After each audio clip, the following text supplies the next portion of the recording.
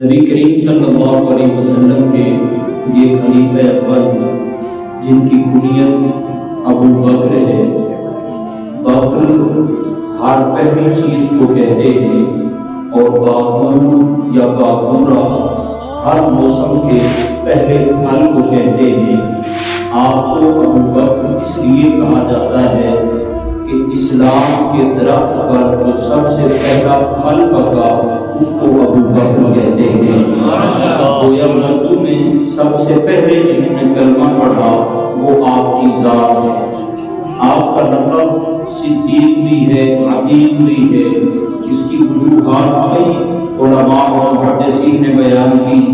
سید عالم صلی اللہ تعالیٰ علیہ وسلم نے ایک مرتبہ جناب ابو بکر کو دیکھا تو فرمایا ھذا عتیق اللہ من النار، یہ وہ عتیق ہے جس کو اللہ کریم نے جہنم سے آزاد فرما دیا ہے۔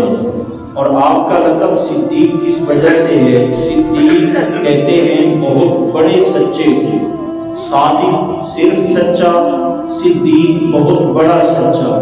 گرامر کے اعتبار سے صادق اس میں فاعل کا صیغہ ہے، صدیق مبالغہ کا۔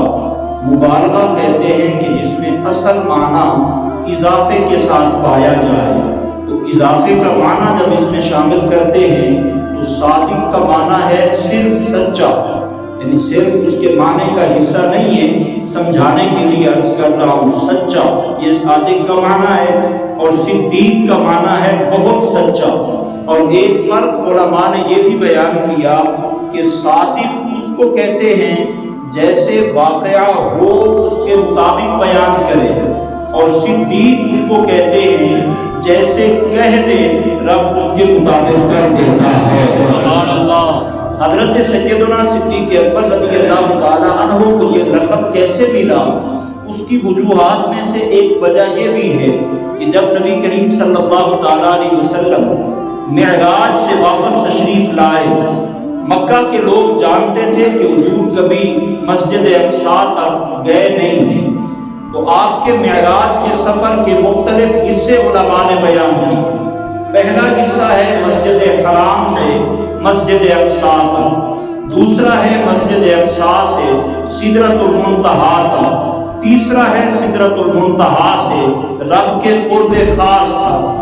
عموماً جو نبی کریم صلی اللہ علیہ وسلم نے بیان فرمایا وہ مسجد حرام سے مسجد اقصیٰ تک کا بتایا، پھر خاص لوگوں کو اس سے آگے کا بتایا، ان سے خاص لوگوں کو پھر اس سے اگلا حصہ بتایا۔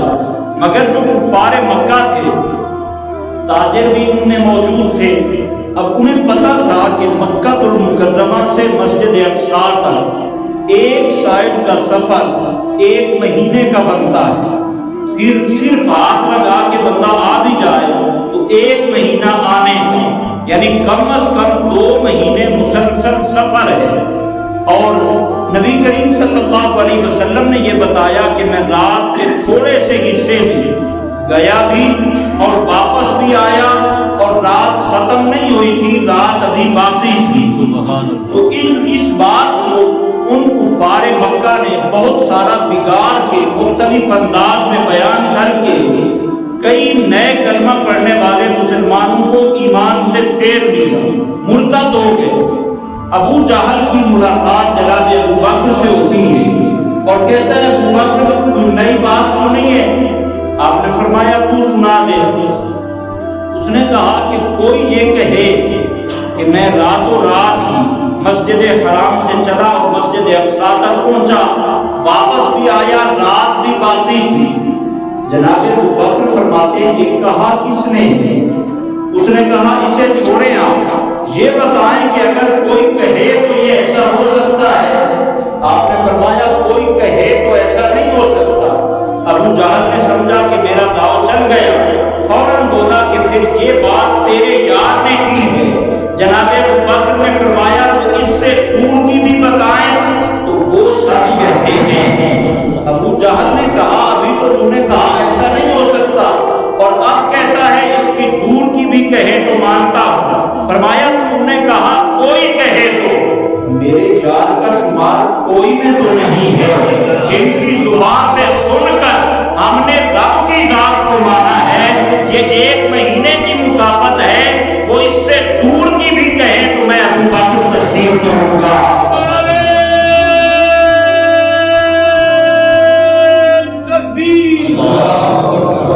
نعرہ رسالت، نعرہ حیدری، نعرہ فاتحہ، علماء حق اہل سنت بریلوی، سبحان اللہ۔ اس وجہ سے آپ کو لقب ملا صدیق۔ قرآن کریم کے بعد حضور کے معجزات میں سب سے بڑا معجزہ معراج ہے، اور اس کی تصدیق سب سے پہلے جناب سیدنا صدیق اکبر رضی اللہ تعالی عنہ نے کی، اور آپ کو لقب صدیق ملا۔ نبی کریم صلی اللہ تعالی علیہ وسلم کے در دولت سے آپ کو یہ لقب میسر آیا۔ آپ حضور کے ساتھ سفر میں، حضر میں، حالت اقامت میں، ہر حالت میں حضور کی معیت میں رہے۔ آسانی تھی تو تب بھی، مشکل تھی تو تب بھی جناب ابوبکر ساتھ تھے۔